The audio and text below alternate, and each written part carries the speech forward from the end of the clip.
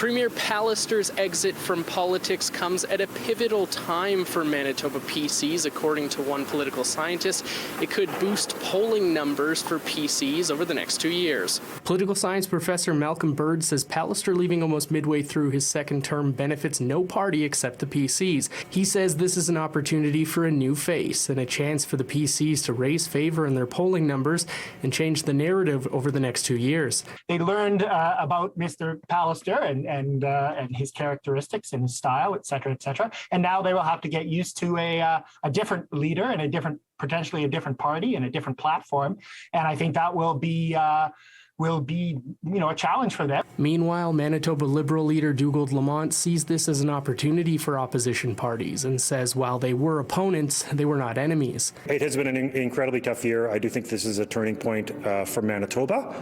And we'll see whether the PC party is able at all to shake loose of Mr. Pallister's legacy. Lamont went on to say that Pallister's announcement did lack a timeline of when he would officially step down, but that his party will be closely looking at his Fort White riding seat.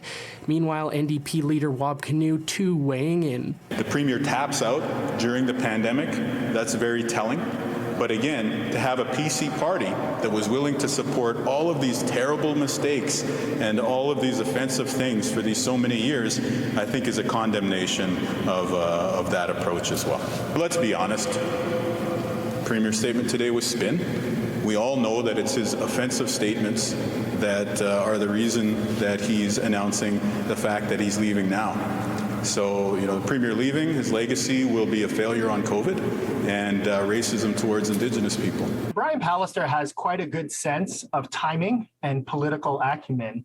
And I think he recognizes that in order for the Conservative Party to be successful at the next election, it needs to choose a new leader, and both it and the leader need to prepare for the upcoming election, and the electorate needs to get to know who this leader is and potentially who might become the next premier. But so I would encourage the Conservative Party to think to make an argument that fiscal austerity and fiscal prudence and balanced budgets and being careful with our resources is the best way to protect the welfare state, which is not an argument that's, I think, being made by anybody. In Winnipeg, Mike Albanese, City News.